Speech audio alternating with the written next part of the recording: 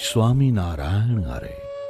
સંવંત 1876ના માગશર વદી ત્રીજને દિવસ શ્રીજી મહારાજ શ્રી ગઢડા મધ્યે દાદા ખાચરના દરબારમાં વિરાજમાન હતા અને સર્વે શ્વેત વસ્ત્ર ધારણ કર્યા હતા અને પોતાના મુખારવિંદની આગળ સર્વે સાધુ તથા દેશ દેશના હરિભક્તની સભા ભરાઈને બેઠી હતી.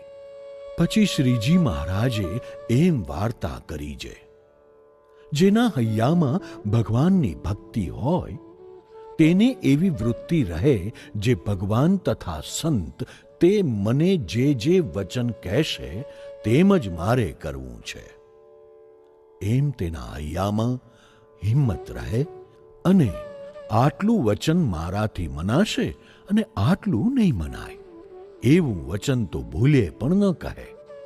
અને વળી ભગવાનની મૂર્તિને હૈયામાં ધારવી તેમાં શૂરવીરપણું રહે અને મૂર્તિ ધારતા ધારતા જો ન ધરાય તો પણ કાયર ન થાય અને નિત્ય નવી શ્રદ્ધા રાખે અને મૂર્તિ ધારતા જ્યારે ભૂંડા ઘાટ સંકલ્પ થાય અને તે હઠાવ્યા હઠે નહીં તો ભગવાનનો મોટો મહિમા સમજીને પોતાને પૂર્ણ કામ માનીને તે સંકલ્પને ખોટા કરતો રહે અને ભગવાનના સ્વરૂપને હૈયામાં ધારતો રહે.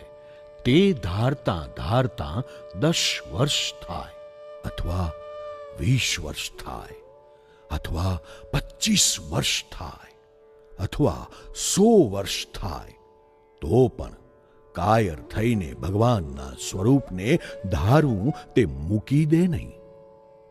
કેમ જે શ્રી કૃષ્ણ ભગવાને ગીતામાં કહ્યું છે, જે અનેક જન્મ સંસિદ્ધસ્તતો યાતિ પરામ ગતિમ, તે માટે એમને એમ ભગવાનને ધારતો રહે એવું જેને વર્તતું હોય તેને એકાંતિક ભક્ત કહીએ. ઇતિ વચનામૃતમ. એવી રીતે ગઢડા પ્રથમ પ્રકરણનું 15મું વચનામૃત થયું.